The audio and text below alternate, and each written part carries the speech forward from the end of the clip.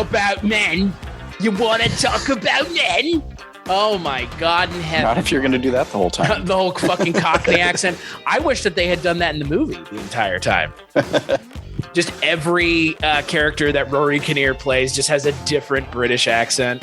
Yeah. Or a different, I guess, like a different, yeah, it would be an accent, right? Yeah. Some Liverpudlian. No, it's just all very Herefordshire, creepy countrymen.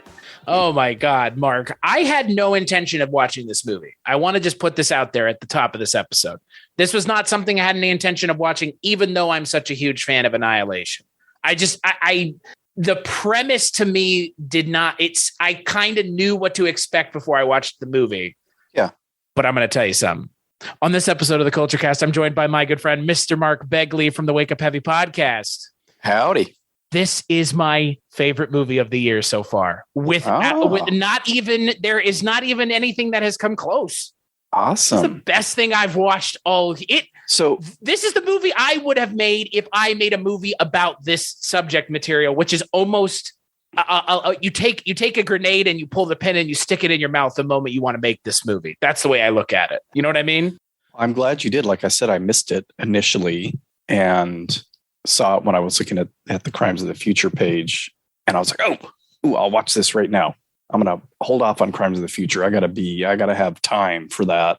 And I thought, oh yeah, I want to watch this. What is this? Men. Men. Menzies. Men. Alex Garland's 2022 Men.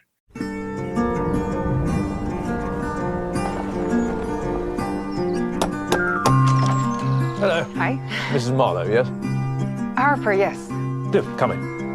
The words I have to say. It's a beautiful house. But they're true. Will it just be you staying, or Excuse me? Mrs. Marlowe? No. Until you give your love, there's nothing more that we can do. Apple from the garden?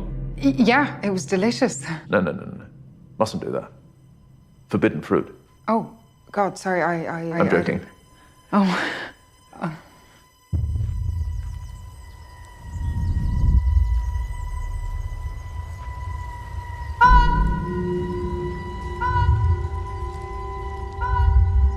You're tormented. It feels more like... Haunted. Yeah. Something happened. My husband went upstairs to our balcony and let himself go. You must wonder why you drove him to it. I didn't drive him to it. I thought it'd be true. But if you had given him the chance to apologize, he'd still be alive. What?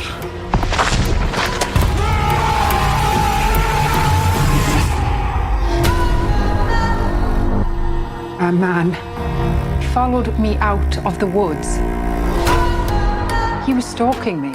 What makes you say that? I saw him twice. Twice. I don't know if he saw you once.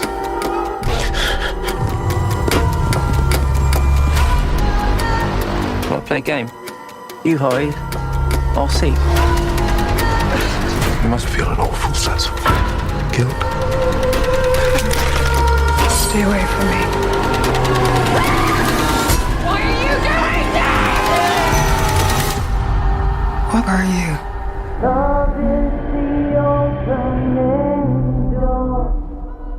So like I mentioned, the film is directed by Alex Garland, who has directed a couple other films that, one film I'm a fan of, other film I know everybody else is a fan of, Ex Machina and Annihilation. And the film stars Jessie Buckley and Rory Kinnear. Jessie Buckley plays a woman who is going on a vacation to get away from a trauma that happened in her apartment.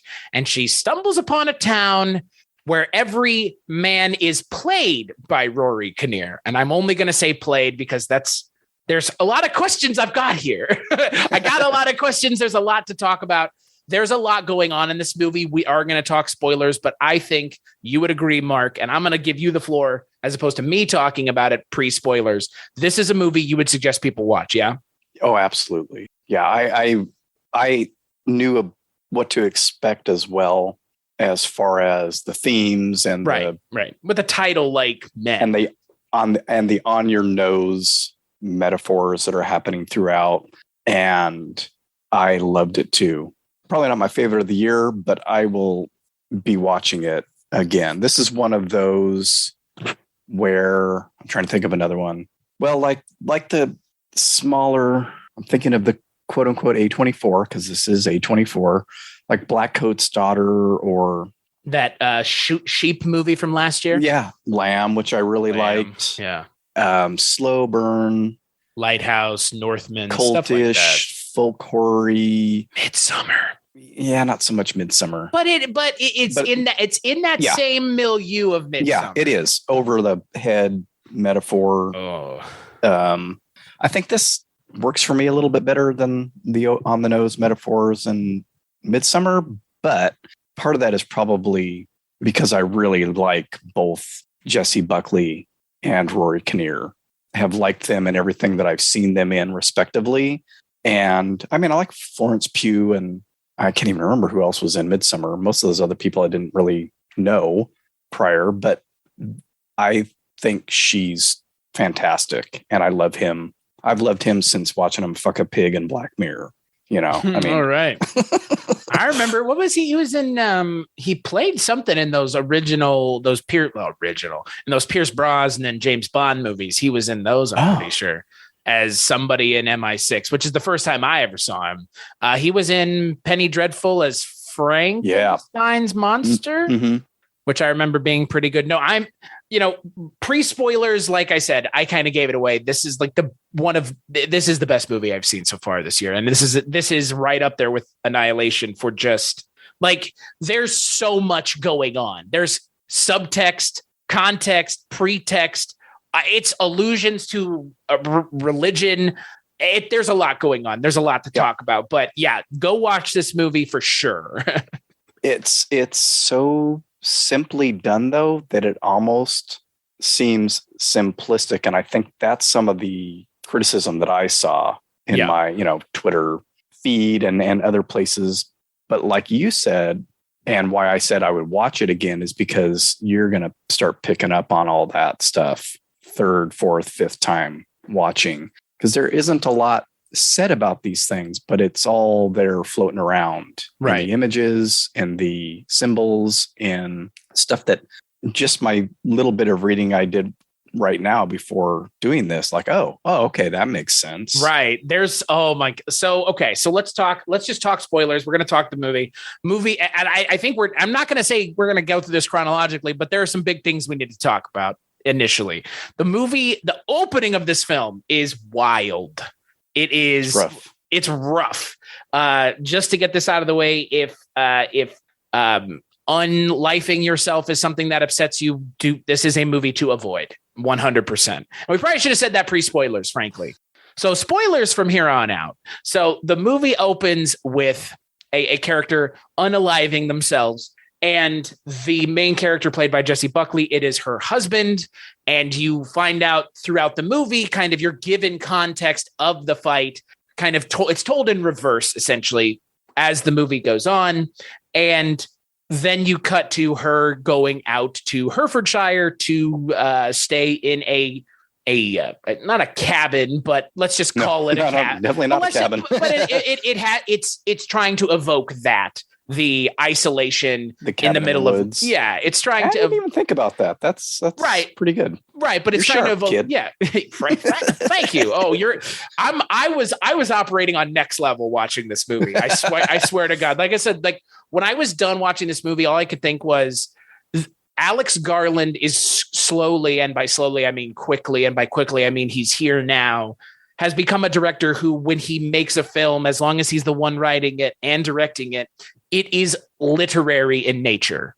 Like it feels like someone who understands just, the visual language, but also how that visual language can be reinforced by the dialogue of the characters.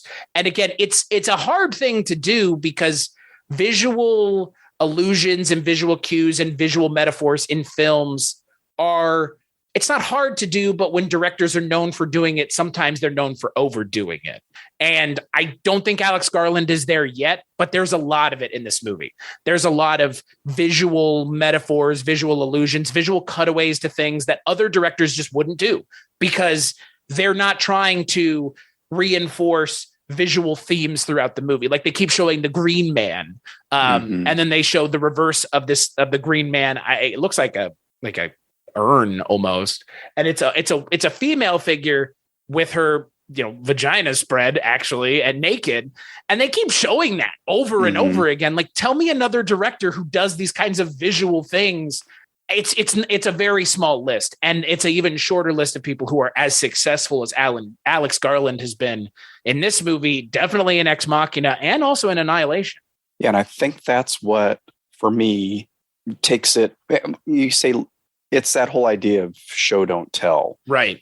And that's what this movie is for me. Show, don't tell, and also don't fucking explain everything to me. Don't explain anything. Right. You can, well, here's the thing. You can explain some things to reinforce that I'm on the right track, but you don't need to explain everything, because once you've kind of given me the idea I'm on the right track or set me on that track, you theoretically, I should be able to go on my own and see the billboards that you're putting up. You don't have to keep telling me where to go. You know what I mean? Once I'm going the right direction, as long as you've set me that way, I feel like that's the thing. Like, once the director kind of makes his intentions known, especially in this movie very early on, I feel like he does such a good job of keeping you in those kind of narrow but broadly defined lines, but gives you interesting things to see and kind of reinforces 4 or 5 themes of the movie. But there's overall the big one is the men. Yeah. God. Well, and the show and don't, like, obviously the and I'm not sure what it's called, that stand in the church. It's not an altar necessarily, but I'm sure there is a specific term for those things. Right. And I guess that's fairly common over there to have that. It's a font is what it's called. Font. It's a baptismal font, which to have in and of itself is a thing, right? Right. To have that Green Man figure on it. And I just read what the other one is, the Sheila na gig. So it's like an Irish spirit thing. Right. And they both symbolize rebirth and things like that. Not knowing that before, I've seen that image of the male face, the Green Man. I've seen it. I couldn't specify what it was, but it's obvious. Okay, this is a pagan symbol.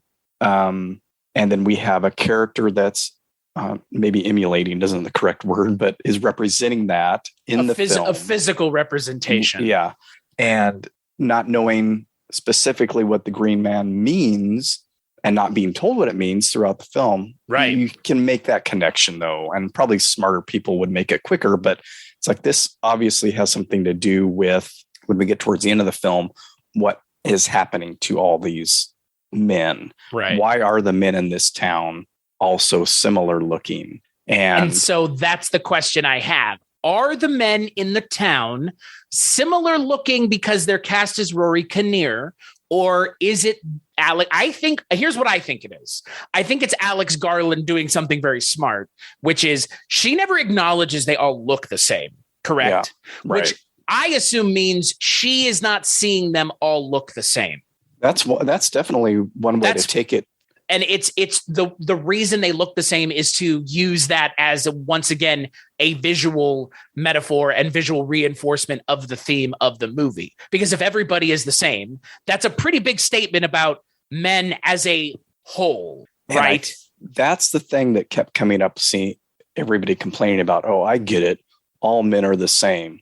But I also think, having done the little bit of reading I did, it could be, if she doesn't see him that way, they're represented that way, all men are the same. They don't all act the same, though. So I kind of go into the, what we get at the end of the film, thinking, oh, they're basically clones of each other. And that's reinforced for me after reading that the significance of the dandelions that's what dandelions are. They're basically clones of each other. The way that they reproduce asexually from a single, they're all basically the same plant. Right. It also, it's also a white seed. Right. And it's also a white seed, bud. And anybody who's had one in their yard, give it a week and you've got 50. And I didn't know that beforehand. Obviously, there's a significance to the dandelions. They keep being shown the fields of flowers and the fields of dandelions. The Green Man figure blows them in her face. She inhales one, goes through some kind of change. Okay, that means something. Right. I don't know what it means right at this moment, but that's that's what I like. Then I can go back now and watch it knowing that I've read. Okay, well, that makes sense. So are they clones? Are they just that way for us, the audience? Or I think they're just that way for us, the audience. Or does she just not recognize it because of, the state that she's in currently? They look, so, I mean, I can't say that I've ever been to a town where a lot of people look the same, but you can imagine some towns, especially in older countries, where the birth pool isn't super huge, where they kind of all start to look alike. I've seen families, but only some of them look alike. Do you notice that? Only some of them, right? But Jeffrey, the landlord, he has. Which I'm wondering what is Alex Garland saying with that? Because again, all the characters look the same aside from like one. He's like, there's only one. Rory Kinnear is done up in prosthetics, only as one of them. And it's Jeffrey, the landlord, who is you believe to be the most sympathetic of all of them up until the end, which again feels it is intentional, but it feels like Alex Garland has something to say with that. I think once again, it is be careful. Even when you think this is the case, it may not be with men. But here's the thing. And I want to mention this because again, like you said, I have a friend, Josh Bragg of The Haunting Season. He's a TikToker. He makes horror content and he mentioned this to me. So I feel like I should mention it here because it is important to mention. And I'm kind of curious your take, Marcus, as someone who's a little older than me. Is it kind of a weird thing for Alex Garland, a cisgendered white man, to make a movie about men from a female perspective? I don't think there's a problem with it because of the way the movie is done, but I can 100% see how it could be taken and seen that way. And that's why I said the whole taking a grenade and sticking it in your mouth thing, the moment you decide to tackle this subject matter, you have already decided you're going to be just painting targets on your back constantly. You're asking for it if you're a director making this kind of movie, because the response is going to be, well, you're just saying all men are terrible. If that was your takeaway from this movie, watch this movie again. How's that? I'm not even going to talk down to someone. I'm just going to say, just seriously watch it again because you'll get something different from it the second time. Probably the more nuanced message that Alex Garland was trying to get across. Yeah, it's not just that. That is a simplistic take on the film. And obviously some people are going to take it that way. And that's fine. If you don't want to dig any deeper or think about the other components, then sure. And horror fine too, even for me. It works for me as a simple all men are horror movie. That's the horror movie right there. The simple state of this movie is a man who is possibly a clone is tormenting a woman. If you want to boil it down to its base elements, there you go.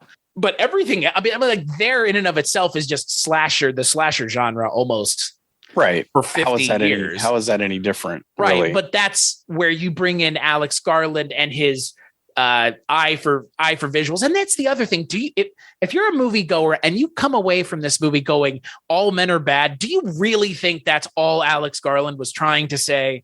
I'm not, you know what I mean? Like he spent all this time and effort making this movie just to say all men are bad. Like really, if that's what you come away from this movie with, you really, okay, like either watch it again, or if that's all you want to take from it, then fine.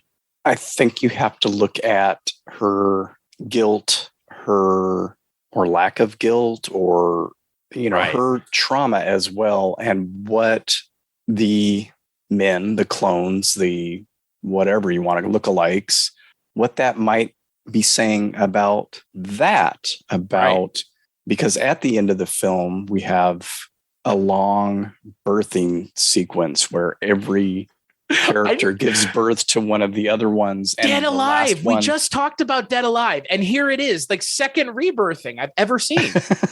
The last one ends up being her husband with the wounds that he basically suffers when he falls onto some railing.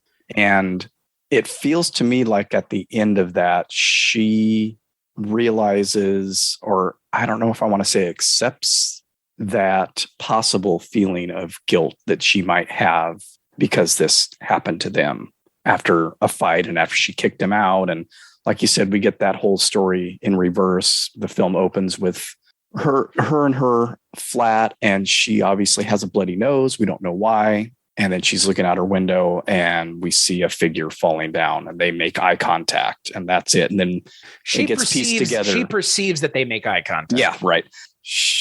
Which is important, helped by the slow motion of the shot itself. But then, like you said, we get kind of in reverse all the way to the beginning of that encounter with them that ends up becoming violent. And by the man strikes her husband, strikes her. Yeah, hits her in the face. Important distinction. He punches her in the face. Yep. And she kicks him out, right? I mean, I'm glad there was no hemming and hawing with that. I appreciate that direct, like, it's over. The fuck out of here. Yeah, it's over. You have crossed the line that you should not cross. He's already intimated that he will kill himself if she divorces him. And you can't, I mean, that's just that's a tactic that abusers use. Mm-hmm. And we don't know anything about their prior life other than she's fed up and divorcing him. Things have obviously been bad. At one point, she states that he had never hit her before when she's talking to the vicar. Whether that's true or not, we have no way of knowing. But I think you can at least assume he was manipulative, maybe verbally abusive, and these other things just by the interactions that we do see them having. And then when he falls, whether it was an accident or not, which is never completely confirmed either way. Right. I mean, because no one knows, and no one but him would know. And which is, again, dead. Smart, absolutely smart injection into the film on Alex Garland's part.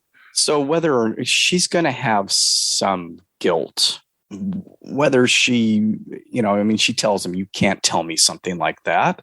And then after she hits him, of course, she's really angry. And she's like, it doesn't matter what you do because I don't care.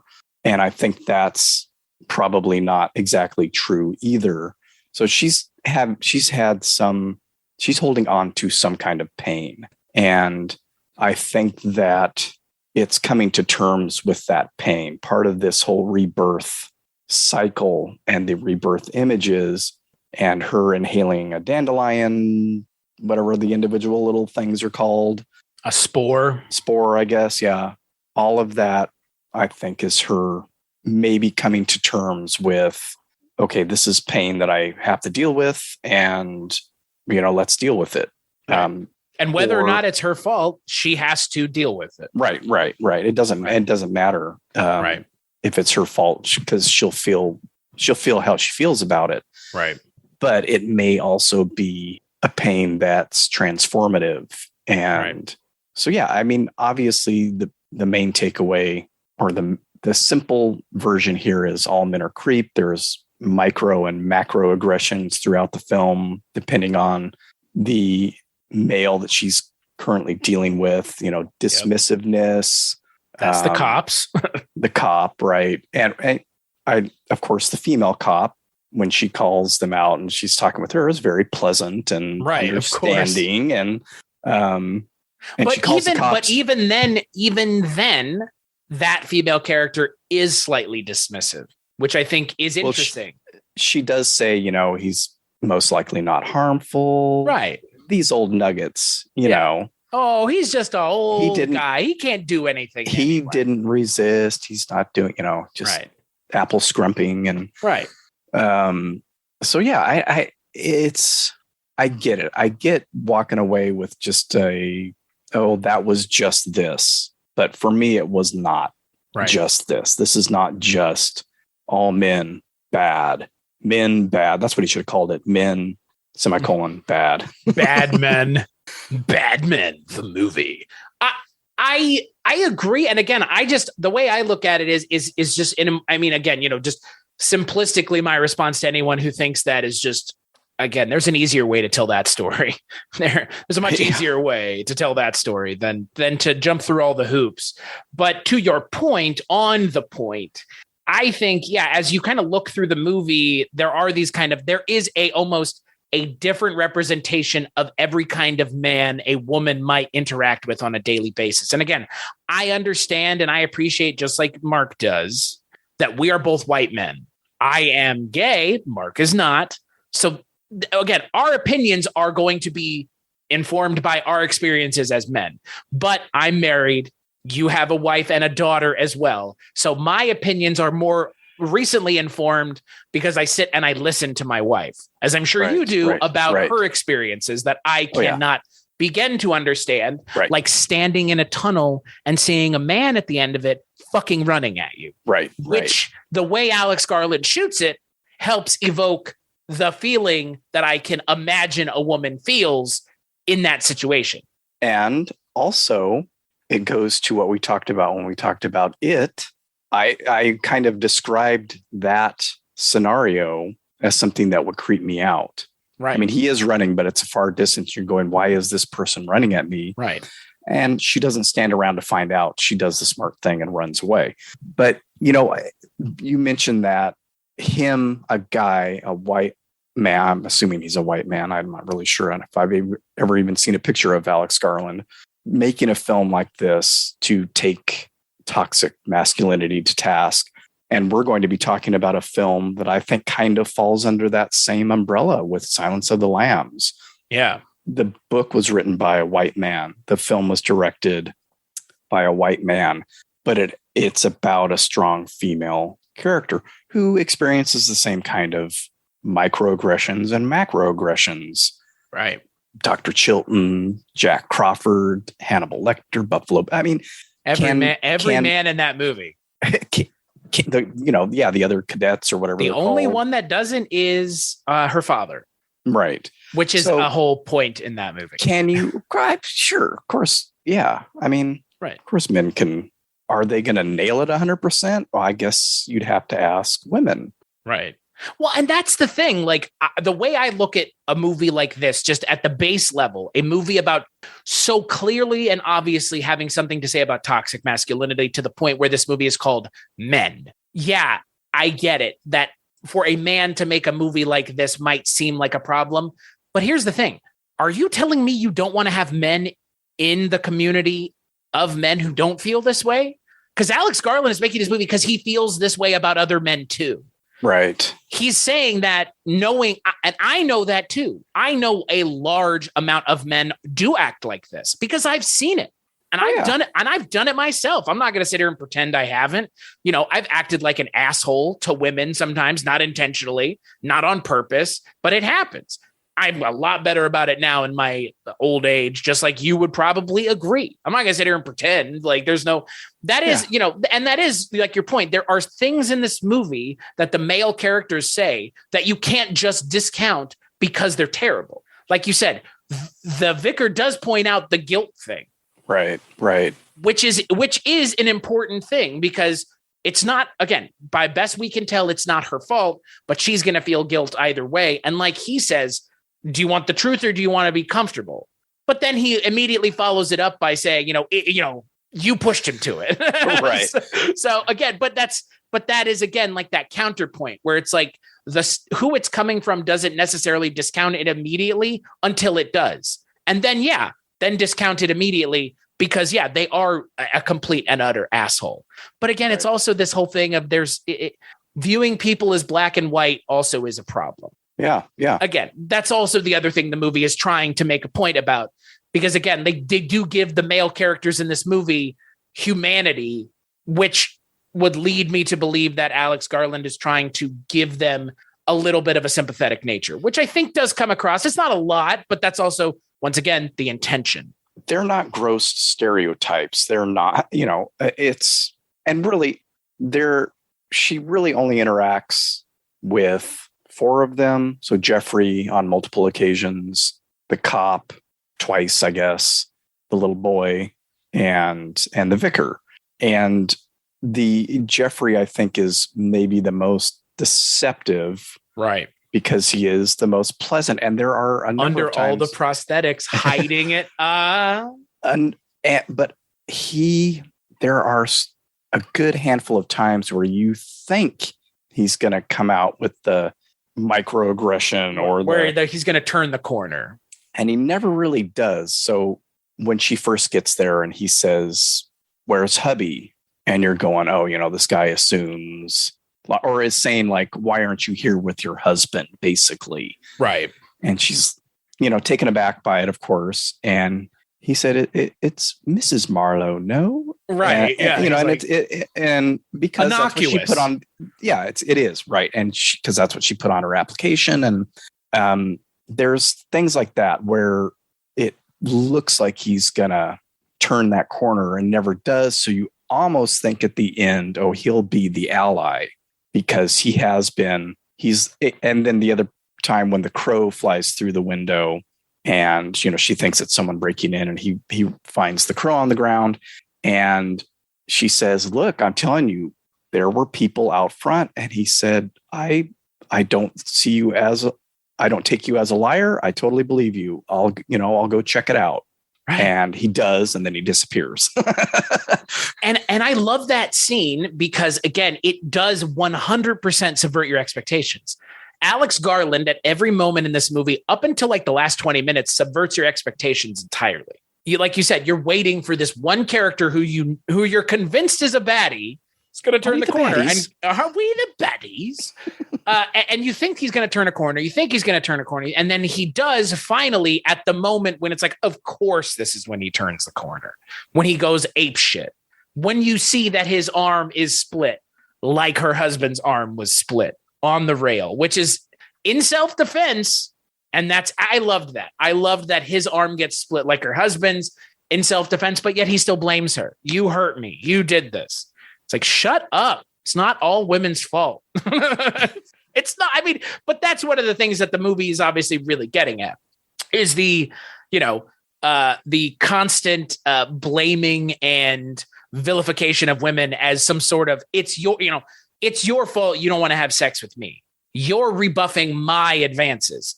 And you see that a lot. I mean, you see that with the vicar in the creepiest scene in the movie. And it's not the one that you're probably thinking I'm talking about. Not the one at the end. I'm talking about the one the first time they interact. Yeah. That is deeply upsetting. Yeah. Because there's a shot where it's up from her leg and you can see her, essentially you see where his hand is looking up at her face, and you can see her getting uncomfortable with his hand being on her leg. And then when he realizes it, it's like, oh yeah. Sorry. Right. And it's, I think that's done very well, very low key. The second he puts his hand on her leg, I'm going, okay, that's not okay. For one thing, she doesn't really flinch. Not until his hand's been on her leg for a while. Yeah. Then it's like, okay. So maybe this isn't making her uncomfortable. It's making me uncomfortable. And then, like you say, it's almost like he realizes, okay, it's been long enough, and now I'll take my hand away. I just really enjoyed I'm trying to, I get that idea of this simple metaphor. Right. But while I was watching it, that was secondary to me because it's beautiful to look at. I like these actors. I like the framing of the shots. I like it. It just sucked me in. I don't know I'm trying to find the words to explain why it didn't matter to me whether it was a simple concept or construct or not. And plus it's folk horror, which I really love. Right there with you. And that's what you should do for next year for the Kulturecast. Oh, that's a good idea. The first time I watched it on Monday, and I was like, I don't care if this was simple. This is the kind of simple that works for me. Not everything has to be 1,000 ideas, 50 million characters. It's beautiful storytelling, and I mean visually. And then when I watched it last night, and I made my wife and daughter watch it. I said, "You guys want to watch a weird movie after dinner? Because I need to squeeze in another watch of this, and I think I have more time to do it tonight than tomorrow." And they're like, "Okay." You watch this with your family? Yeah. Wow. So I gave a couple warnings. When she goes down and finds her husband on the rails, I was like, "This is pretty gnarly," and didn't seem to bother my daughter too much. But I mean, that thing through his arm was pretty brutal in my eyes. It made me flinch the first time I watched it. I'm right there with you. It was a very realistic depiction. Yes, like it was. more. It was, we talked about Midsummer already. It reminded me of the opening of Midsummer, but I just want to get this out here right now. I loved this movie much more than I loved Midsummer. You know what? They're talking about the same things in a lot of ways. Yeah. And I think that Ari Aster is the director that you were talking about, where it's like trying to do 10,000 things with all this like shit going on constantly. This is just, like you said, a simplified way of doing this, but there is so much going on. Right. This is a simple movie, but yet there are 1,000 things going on, but it's all done in a way that it doesn't get in the way of the story. And it doesn't even require you to know, like you said, you didn't have any frame of reference for Green Man. I did, because of a TV show that I watched a year and a half ago where they talk about goblins in Kentucky. And one of the things that they talk about is the Green Man myth. And they spent an entire episode on it. There's no way I could have known that was ever going to come up again in anything. But when I saw it in this, I was like, oh my God, that's the Green Man face. Mm-hmm. And I knew what that meant. But like you said, even if you don't know what that means, he does a good enough job of giving you context clues. Yeah.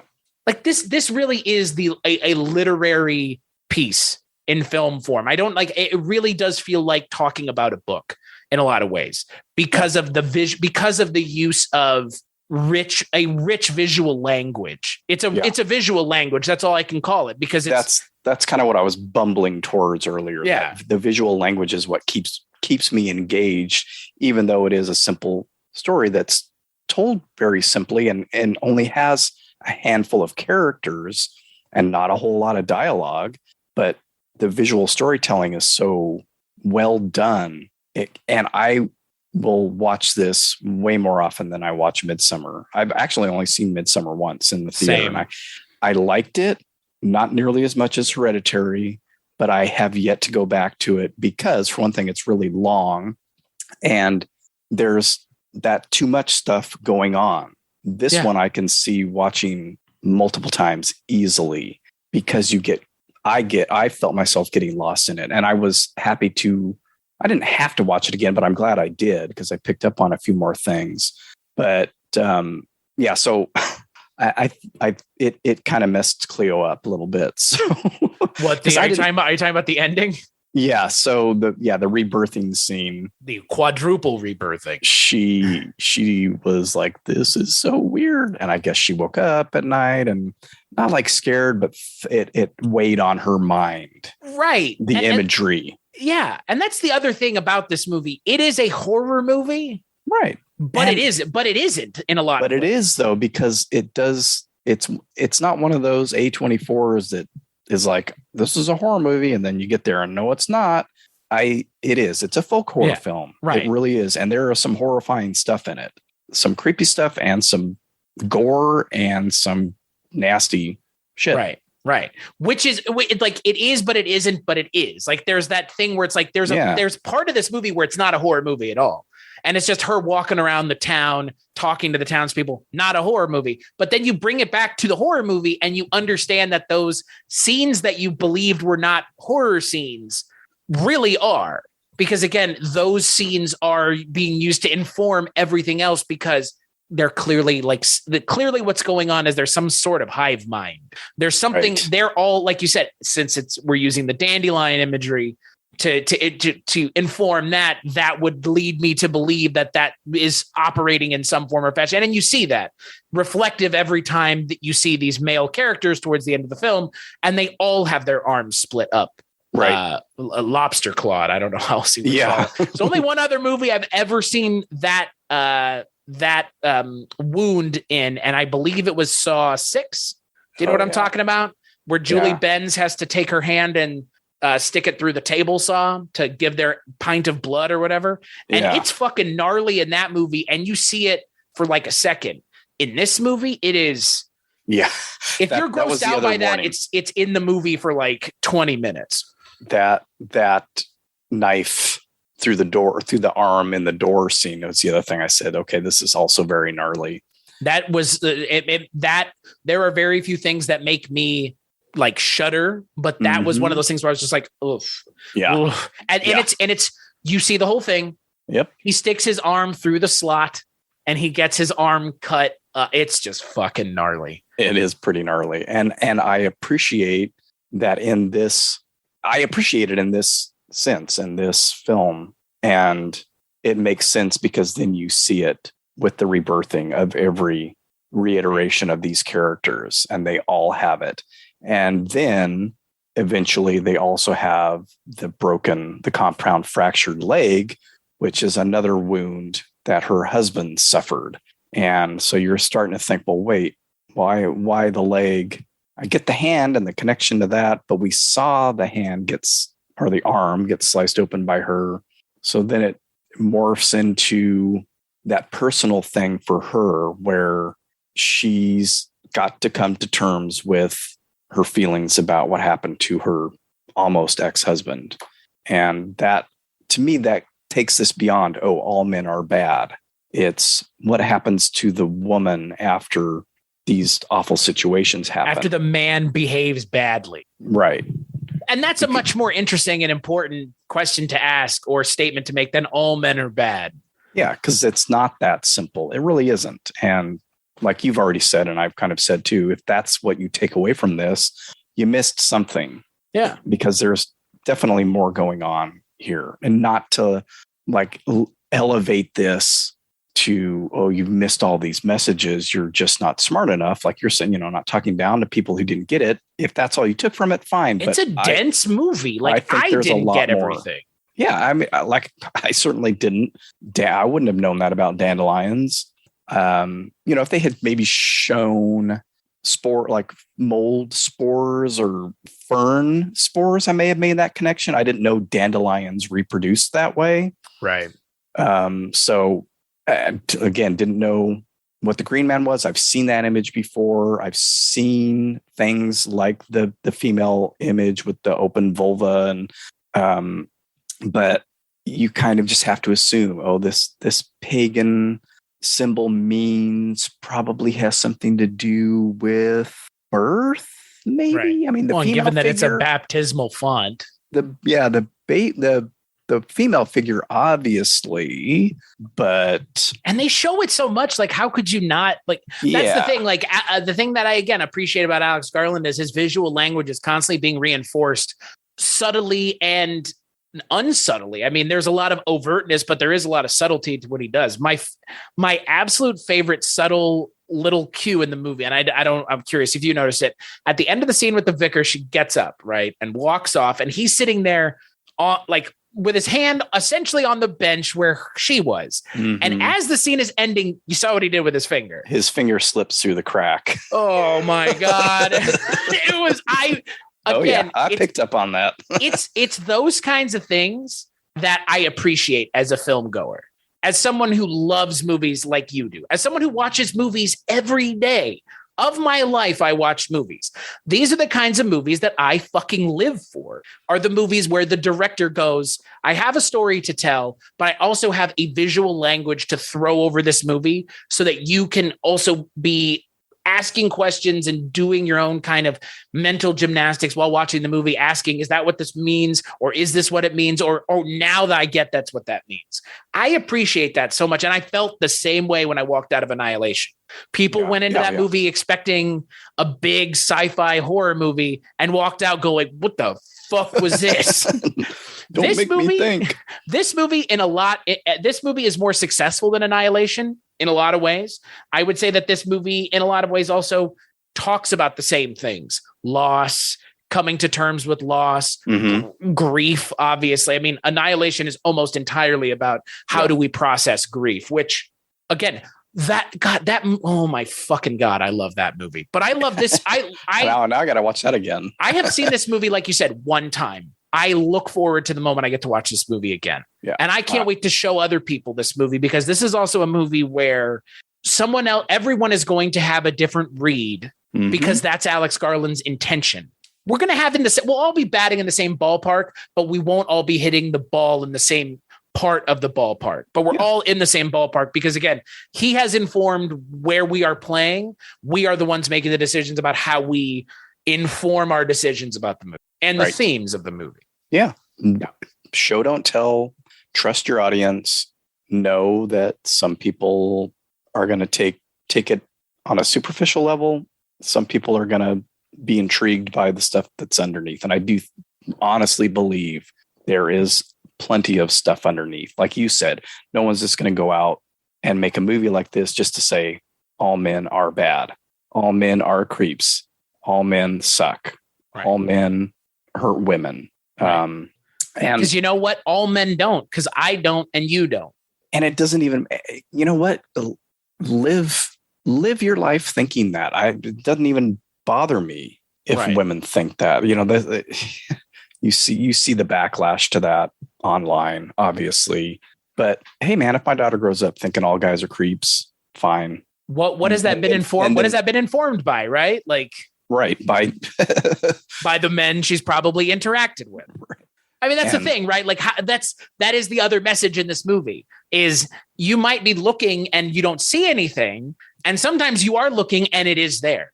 And there is a fine line, because in this movie, you don't ever get a male character that isn't emotionally manipulative or abusive or violent. You never get one. The only characters in this movie that aren't that way are the two female characters in the movie, her friend and the female police officer.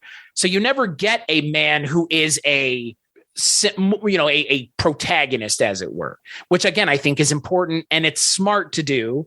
But at the same time, it does give people who see this movie in one direction the kind of, oh, well, that's why all men are bad. Look, there is no good. And it's like, yeah, but at the same time, if the director is making this kind of movie, I wouldn't expect there to be one, frankly, because there doesn't need to be one. We don't need that savior. Because we know that it's not the case entirely. And that's not what he's saying anyway. And if you can't see something like that and walk out without saying like, oh, well, where are the good guys? It's like, man, that's not the point, you know? Yeah. And again, she's in it. She is clearly also gone somewhere. Not all men. That crap, not all men. Nobody's saying that. No. And I don't think the movie is necessarily saying that. But if it is, that's fine, because it's one movie, one story about her experiences. Right. And you see why she gets to that point where she would get to. Yeah. Right. And yet the film ends with her with a smile on her face, looking at a leaf. So she's the only time we've seen was with Rory Kinnear naked, as I guess stuffed in his head. Stuffed in his head and growing from his body. Yeah.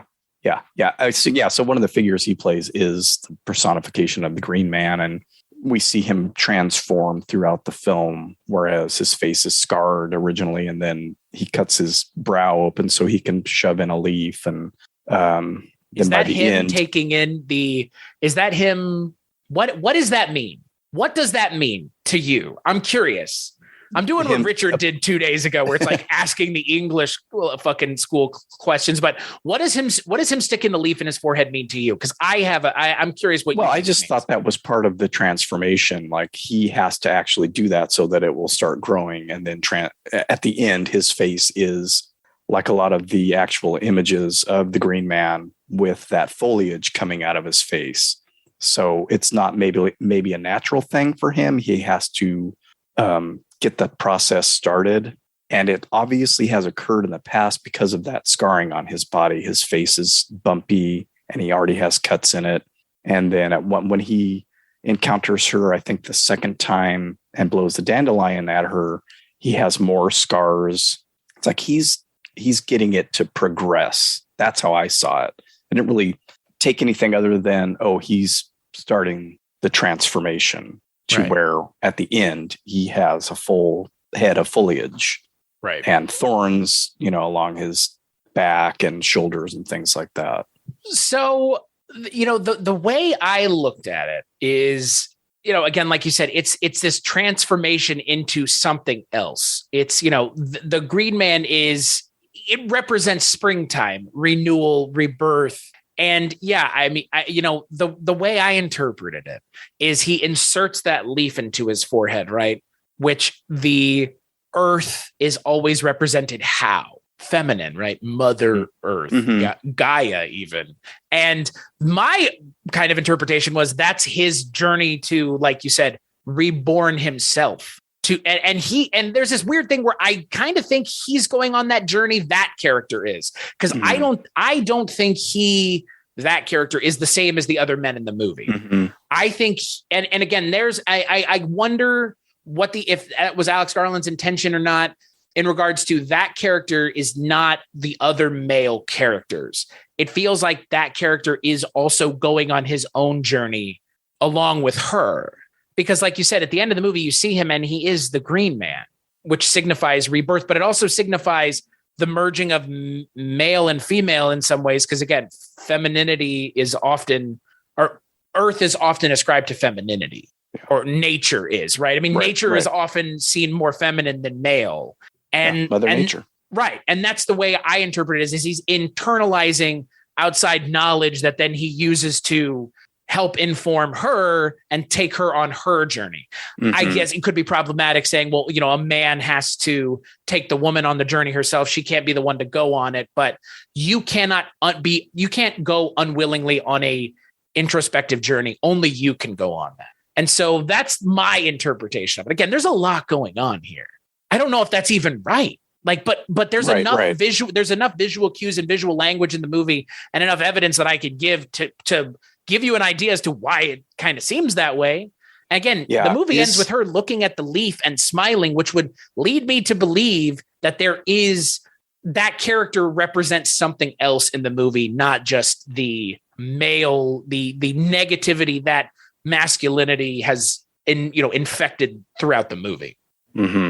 Yeah, I'm trying to think. He puts his arm through the male slot, but we never see whose arm that is. Yeah, right. Because the next character we see with that arm wound is the young boy who was, the most aggressive character in the movie. When you first meet him, he's calling her a bitch. He's being verbally abusive. Yeah, that's interesting. I'd have to watch that scene again because he doesn't. Like when we're introduced to him, even though obviously it's a frightening thing to have a naked man in your yard, right? Especially in some place that you're not familiar with. But again, I never get the sense that he's violent, right?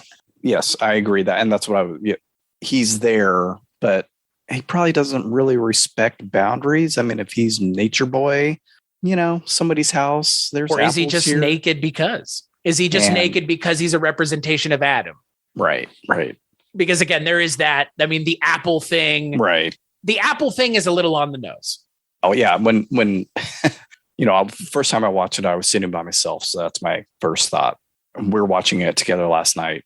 My wife's like, "Oh," I mean, it was just simple as that. Like, yeah. Right. It is. I mean, that story. Yeah, and it is that. He's the first thing. Almost one of the first things that Jeffrey says to Harper is, "Oh, did you eat an apple? Oh, don't do that." Oh, just kidding. And so again, it's like what you've already set the stage here. Now I get where this is going. But at the end of the movie, like we've said, she goes on this transformative, positive journey, it would seem, at least starting the process. Yeah. But then that's what I took from it. Right. She's had her confrontation with her husband, the final form. Or her construct of her husband. Right. I mean, that kind of goes to your point. Like, are these all the same guys or what? Or are we seeing it that way? And that's my interpretation. She sees her husband finally at the end and it says, well, what do you want from me? And it doesn't even matter to me what he says, because it's kind of like, whatever it is, I can't give it to you, Right. And that might be the first step for her to get out of that that pain. It's interesting when her friend shows up and you get to see that she's pregnant. Right. And it seems like a big reveal. And I'm kind of going, well, is that also just kind of an on the nose thing? The whole rebirth deal, or was I supposed to get something else out of that? Or is that maybe her husband's baby? Or what am I? I wanted to ask you that. Yeah, I don't know. My immediate thought was, oh shit, did he fuck her friend? Is that why all this happened? But they're still friends? That doesn't seem to make sense. I don't know. That is the one thing for me that I don't know I would have to watch the movie again to have an answer in my mind. I don't know what her being pregnant. Yeah, other than just like I said, kind of another on the nose birth cycle thing. Did you notice what song they play at the end of the movie? I sort of recognized it, but I wasn't really sure. Elton John's love song. Oh, that's what it was. And again, Alex Garland using a visual and dialogue language. The lyrics of that song are so they help inform the movie. The words I have to say may be simple, but they're true. Until you give your love, there's nothing more we can do. And that's what he says at the end of the movie. All I want is your love. Right. And she just goes, yeah. It's such an exasperated, yeah. But then it also says, love is the opening door. Love is what we came for. No one could offer you more. And it's that same thing where it's like, it's the male character. That's exactly what he's saying the entire movie. That's all he wants. That's all those men want is her, to be accepted by her. But that's their problem. Which is untrue. Which is untrue though, as well. That's not all you really want. Right. You want control. Right. Love. You're using the word love to mean something right. Totally different. Right. But again, my take on the Rory Kinnear, everybody looking like Rory Kinnear in my mind is her seeing every man as a representation of her husband. And then, as a blank slate, right? They all look the same. They're all acting the same.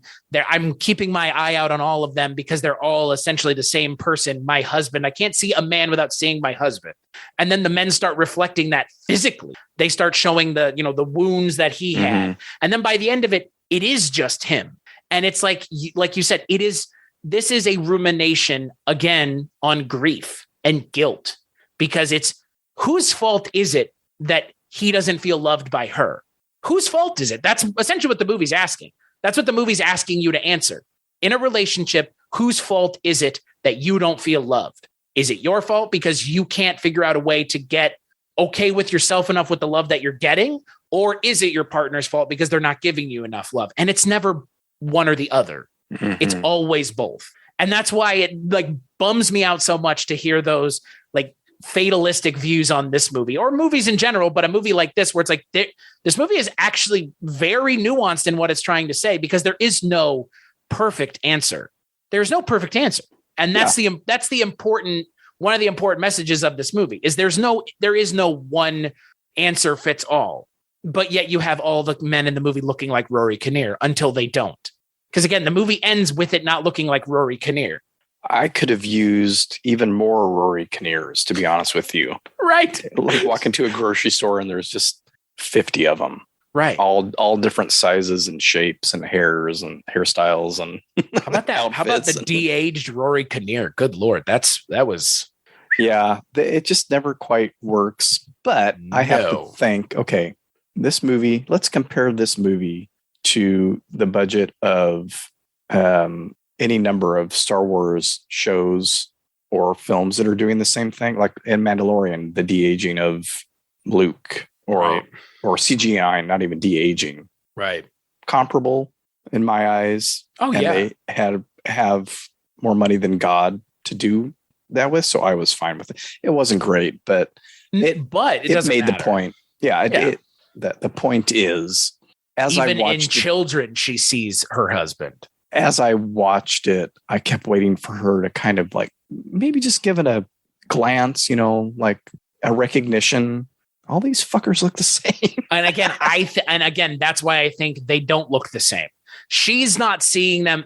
She's not seeing them as the same. She is seeing other people, but the way it's being presented to us, that's again, part of the visual language. And it's just so fucking smart. Like what shocks me more than anything else, Mark, is that it is 2022. It's taken this long for someone to make a movie like this. Right. It is kind of surprising because this is a rather straightforward, in a lot of ways, a rather straightforward way of tackling this topic. Just have one actor play all the men in the movie. And you don't have to do much else, really. Oh, it's like that little dude playing all the Oompa Loompas in the Johnny Depp Willy Wonka movie. It's just like that, frankly. It's just like that. I loved it. I loved it. It was just so. I'm seriously honest, very superficial, just basic level. Liked the idea of the men all being played by this, all being the same. It's fucking the same. Real smart. It's funny to me. Every time somebody walks into that bar, the bartender comes out. He just has one of those Abe Lincoln beards and he's bald. It's but it's still him. It's great. I loved it. Yeah. Just on a jokey level. No, I'm right there with you. All of the kind of headier things aside, I think that this is a much more approachable, this kind of movie. And by this kind of movie, I mean something like It Follows or The Witch or elevated horror. I think this is much more approachable because at the end of the day, if you don't get any of the headier things out of it, it's still an entertaining horror movie. It is still scary. It is still unsettling. It's scary is not the word I would use in every scene, but it's unsettling almost entirely throughout. Unsettling, I think, is a good, yes, exactly. Those are good words. Cause I felt that watching it, in the middle of the day in a bright house. Right. I mean, there's that scene where she's sitting. There's that scene where she's sitting in her kitchen, and it's the naked man, the green man, is standing out in the garden, and she's taking her friend on this tour of the thing, and you keep seeing him. It's like that's fucking scary. And this is daylight. This is daylight, middle of the day.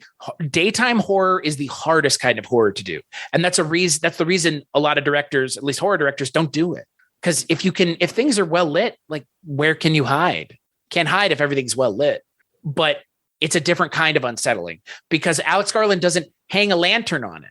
And that's the thing that makes it great. He's not Andy Muschietti who's like, there's no noises. I was just going to say he doesn't become 20 feet tall and run screaming at the camera, during any of this. Right. So this is a really interesting movie that a friend of mine, we have a group chat and she messaged and she's like, it's the weirdest movie I've ever seen.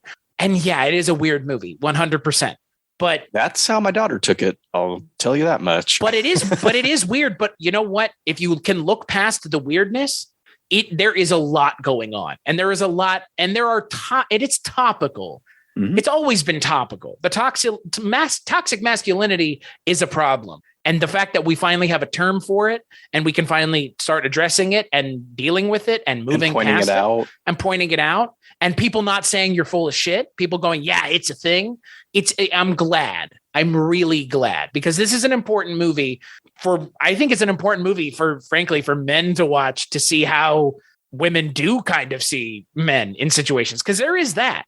That is also why Rory Kinnear plays all the characters, because if he plays all the characters, it could be any one of us. Right. And again, that isn't necessarily your fault. You being a man, in a lot of ways, when anyone comes to meet you or you meet someone, they're making decisions about you that you can't control based on things that have happened in their life. And again, that's one of the themes of this movie. I think that's a very big theme in this movie. Mm-hmm. Again, if you take away all men are bad, you're just flying over the country and you're not looking out the window to see the things beneath you. And again, that's a perfectly fine way of doing things because it is a fucking horror movie and it is scary and it is gross. It is a gross movie. It has some genuinely stomach churning visuals. And those are the things that hit me. I like that. And those were done well. Talk about the CGI little kid face, maybe not so great, but like you already mentioned, that tableau of him on the rail is gruesome, the knife through the arm, through the door, the mail slot is gruesome. The birthing and rebirthing. Can we call it the Rory Kinnear nesting doll scene? Yeah, is pretty gnarly. Fuck, it's really gnarly. And it's all done practically, best I can tell. At least like the close-up shots look very much like a practical effect. They're done very well if they're not. Either way, it didn't matter because it's like, oh, yeah, that's not one of my favorite things to watch is birthings. No. So, and it's realistic too. I mean, you see crowning, you see it's. Oh yeah. Yeah. Placenta. Yep. Or yeah. I do like in the scene when the vicar is about to penetrate her, she penetrates him back. Oh yeah. With the knife. Yeah. There's a lot of it, man. It's just, man. Yeah. I'm so glad we watched this movie. I really am. I was curious. I was like, well, we'll see, because I liked it. I liked it enough to watch it twice within 4 days. I mean, I figured I probably should, but I know that I'll watch it again. And I thought, I'm curious. I wonder how Chris is going to take this one. Very well. Yeah. So that's good. Yeah. I am probably like yourself, one of those men who tries to be self-aware and tries to not be like the men in this movie. But again, I can't help if that's your perception of me, even if I'm not acting that way. And that's a thing in this movie. It's you can't control other people's perceptions of you based on things that they've experienced. Based on their experience, because a lot of women have had. Right. Like it's a large awful number. Experience upon awful experience upon awful experience. And if you have walls up, that's understandable. Perpetrated normally by men. And you can either as a man take on that attitude of like, like I haven't done anything. What did I do? It's not my fault. I'm not the bad guy here. Or you can maybe try to figure out why that's their perception. Even with the knowledge of like, yeah, I haven't really done anything, but there's something that makes her think that. Right. And like you said earlier, I mean, I'm way older than you. So I grew up at a time when there was no term and when this was normal behavior for men. Not, I'm not saying all men, but it wasn't, obviously people had trouble with it. Women would have trouble with it. But if you grow up not having examples of the opposite, it's hard to realize that you're maybe contributing to the same problems. Then when you get older, get into college, find out, okay, yeah, that's not cool to do. These things aren't cool to say.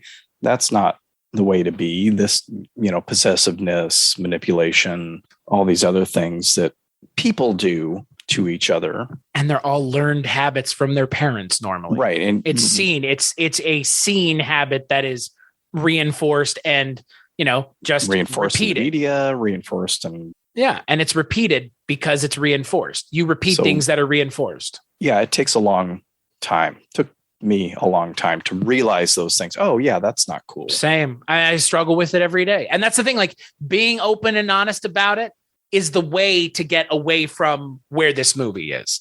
Being open, being honest, talking about it, having conversations about feeling a certain way, acting a certain way, certain things not being okay. It's better to just say, I don't like this and here's why.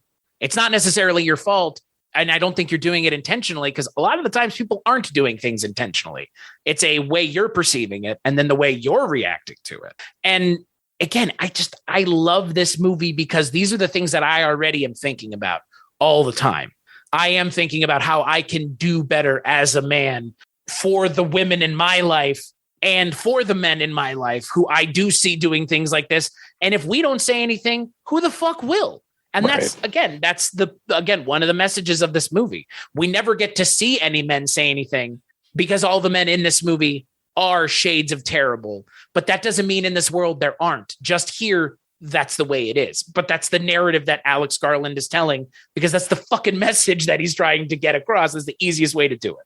Yeah. But I being an ally of women in general, I think is important. I mean, we always talk about LGBTQIA plus, allies, but as far as I'm concerned, being an ally to women is just as important, because listening to their experiences, being there, understanding that it's not my fault in a lot of ways, that you have a preconceived notion of men, and I can't control that, but I can help you understand that it's not always like that.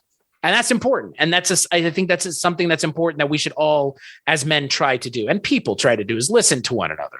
Yeah. And empathize. Yeah, and for sure. Throw up defenses. Right. Immediately. And again, it's hard. It's not. And, in a lot of ways, we as men grew up in a culture where these kinds of things weren't addressed and nobody said anything. And people did think it was okay. I mean, just as recently as the 90s with Monica Lewinsky. I mean, right. I mean, everybody now realizes, at least now I'm talking about the people in the media, realize now, oh, yeah, that was a bad look, to literally just slut shame her for years and easy punching bag. But now we as a society, at least the society writ large, is catching on to that's not been okay. It was never okay. And just because we did it didn't make it okay. And being honest about it is important. And again, that's the thing. And like we've said about this movie, the character of Harper never gets to know why her husband did what he did. But frankly, it doesn't matter.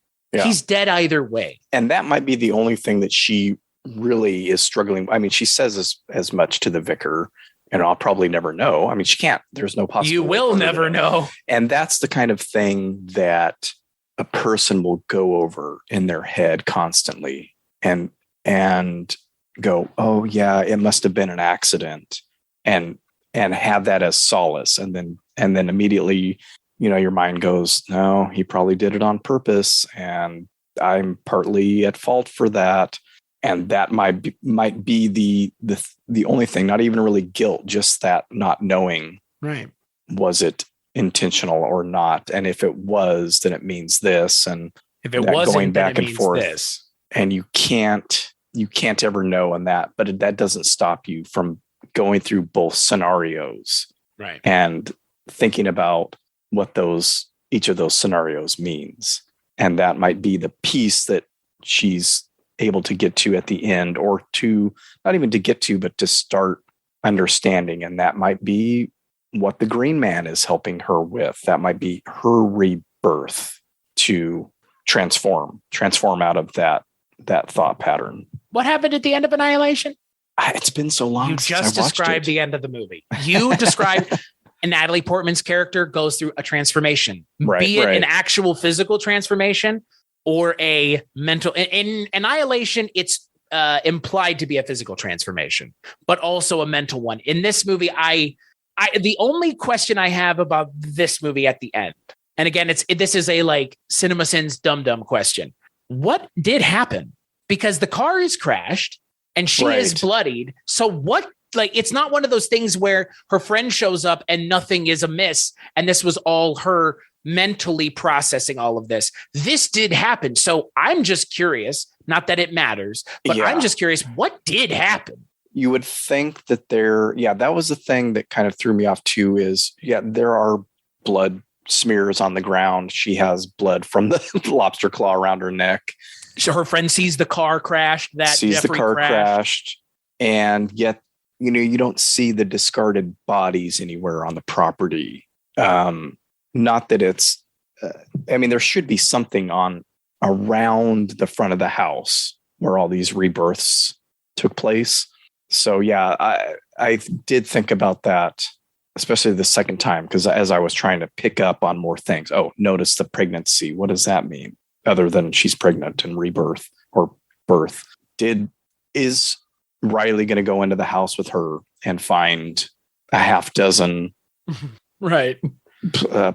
desiccated bodies with split hands and broken leg? What does it matter?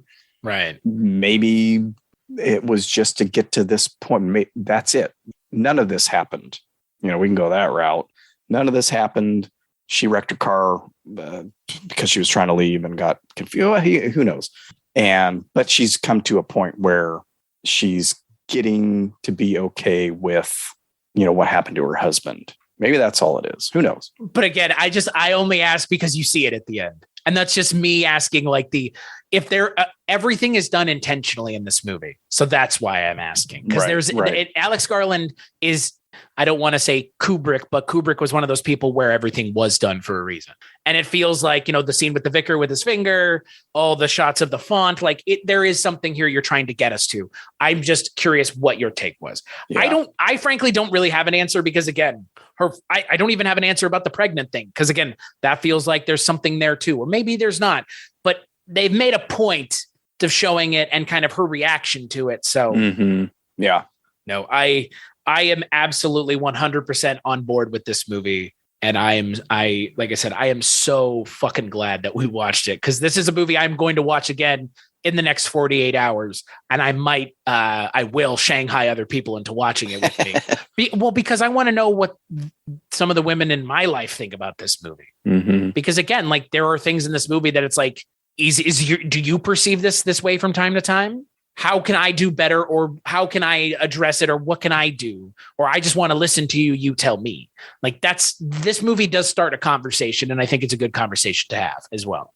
Again, for men and for women and for men and women together. Is this movie going to solve toxic masculinity? No, but it's a pretty goddamn good rumination on it. And there aren't enough of these kinds of movies, but I kind of get the feeling we're going to be getting more of them as time progresses. I'm trying to think of a recent film by a man that took on the same topic. And I know there is one, or maybe I'm just thinking of this. This hasn't been out that long though. I'll of course think of it afterward. After the fact. I'll record it and send it to you to tack on at the end. Yeah. I mean, it's one of those movies that could have gone either way. I saw enough of both sides. Some people loved it. Some people are meh. Man, I thought, well, I like Alex Garland. I like Jessie Buckley. I like Rory Kinnear. I knew that it had aspects of folk horror, which is up my alley. And just movies in the English countryside are up my alley. And this can go either way. Is it going to be simplistic or not? Does it matter? Came away really, really loving it too. So, yeah. No, this is, for me, like I said, I don't want to be hyperbolic, but right now, this is the best thing I've watched all year. And I would suggest anybody who has listened to this point and not gone and watched it, go and watch it. You can rent it online. It's a lot of fun. It's got a lot to say. It's a weird folk horror movie that feels like it takes place in the town right next to the town in Hot Fuzz, the weird English countryside. I love it. I'm a huge fan of the English countryside as well. Yeah, me too. I love it. So no, I'm this is definitely in my rotation. If they release an awesome poster for this movie, like they did for Annihilation, it will be hanging on the wall in my house next to my Annihilation poster. I really walked away from this movie going, this is one of the better horror movies I've seen in a very long time. And it really has something to say. And I think it says it rather well.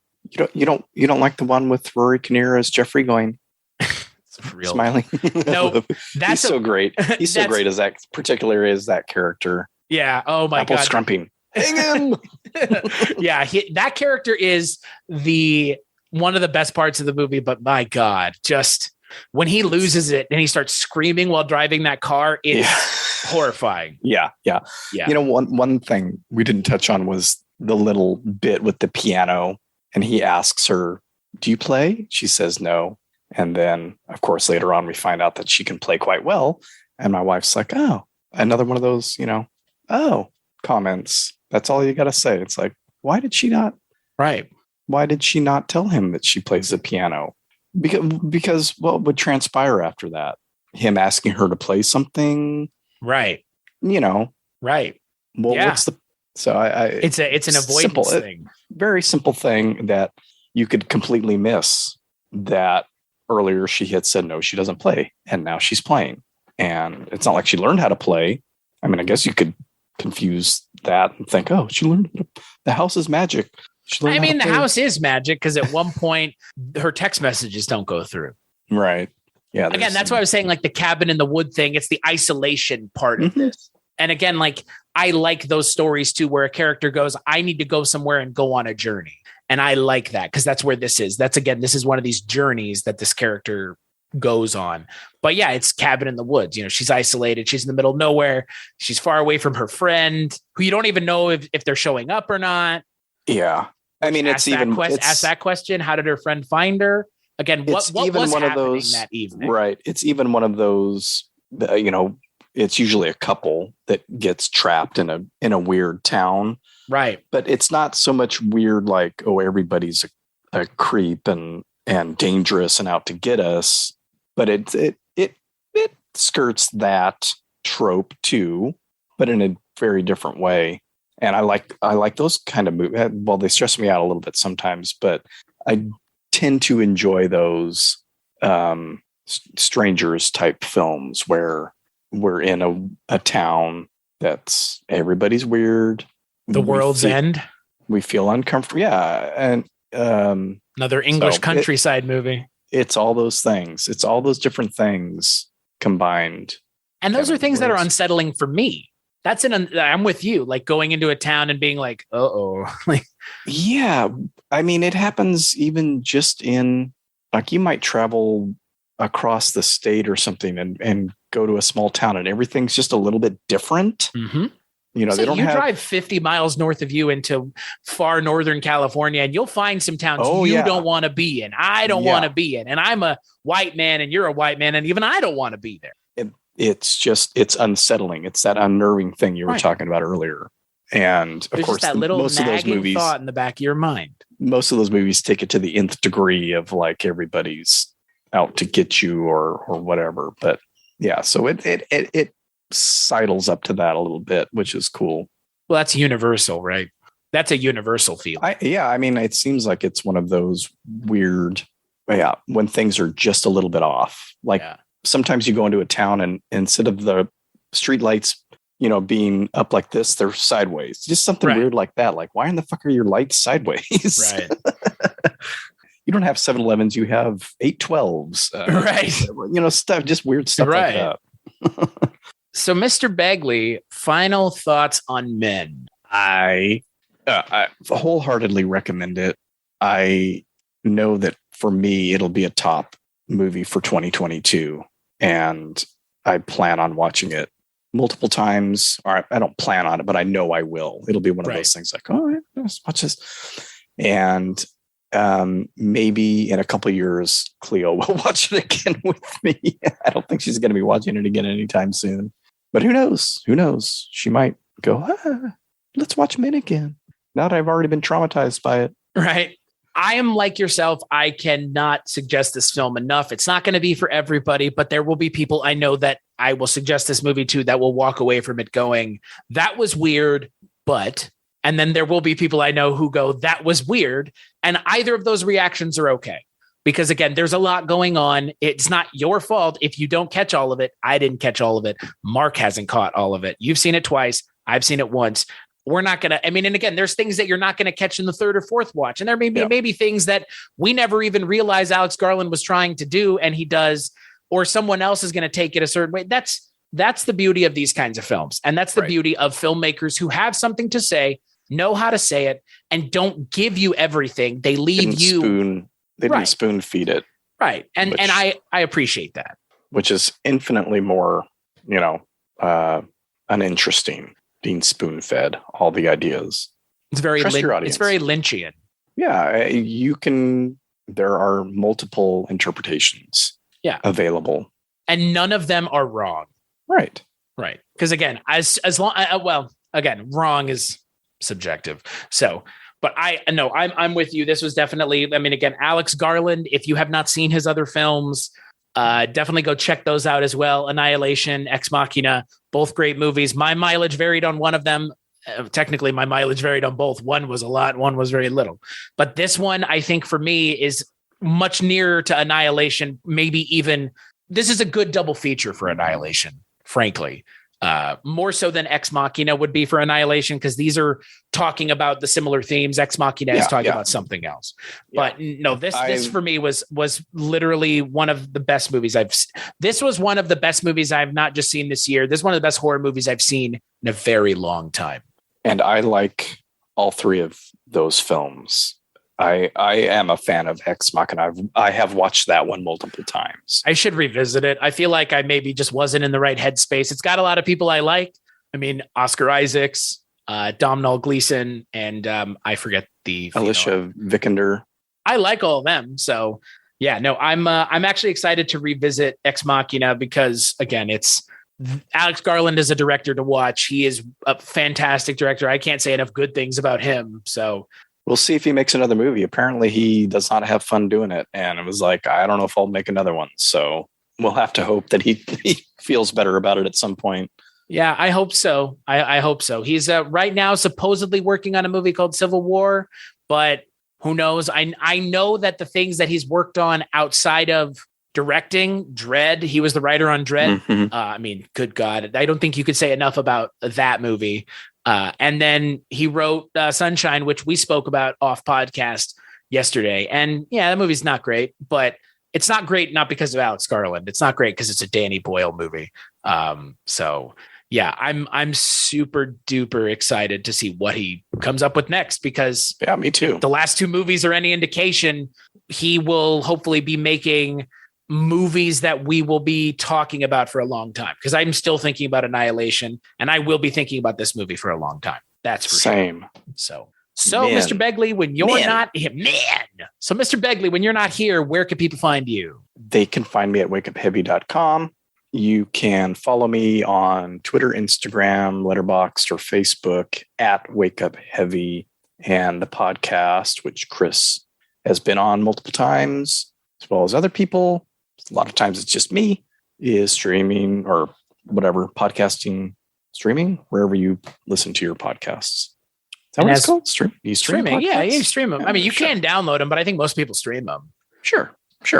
And as for me, you can find me at cstachiw.com, cstachiw.com. That's my link tree. Go there for all the things I work on. Like Mark mentioned, I'm on his show a fair amount. Mark's on my show a fair amount. If you're listening to this episode, you already realized that. We talk about horror movies quite often. And yeah, as for the show, Kulturecast.com, patreon.com/Kulturecast, all the places you can go to find out more about this show or donate if you're into that. But I get it. Times are hard. Mark, thank you so much for joining me. I mean, this was a joint idea. So. Yeah, this was a spur of the moment one. Yeah. And a good, I'm glad I mentioned that I had watched it already. Yeah. Yeah, for sure. Yeah. Cause I would be really disappointed. I don't know what I don't know, but now that I know that I like this movie a lot, I really am glad that you mentioned it to me because I may not have watched it otherwise, at least not soon enough to do a podcast on it. So, and yeah, there you go. We watched it. You should too. Catch you on the next episode.